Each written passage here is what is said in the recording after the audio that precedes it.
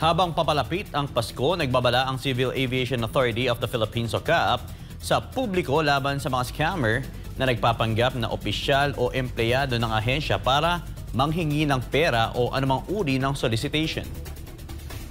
Si Cherry Light magbabalita. Sinabi ng CAAP, tumataas ang bilang ng mga reklamo hinggil sa mga modus operandi ng mga scammer.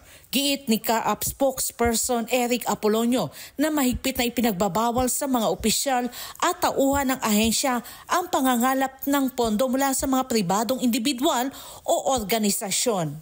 Ang mga opisyal at mga tauhan namin, bawal na bawal po yan, mandando po ng agency namin ng DOTR na bawal mag-solicit ng pondo, especially ngayong Christmas. Karaniwang ginagamit ng mga scammer ang text messages at social media para manghingi ng pera sa mga umano'y Christmas party ng CAAP.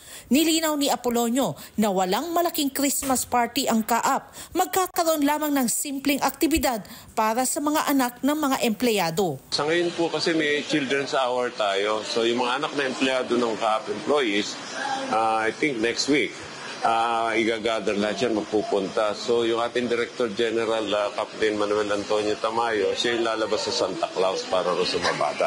Nananawagan ng CAAP sa publiko na maging alerto at mag-ingat sa mga kahina-hinalang individual na nagsasabing kinatawan ng ahensya.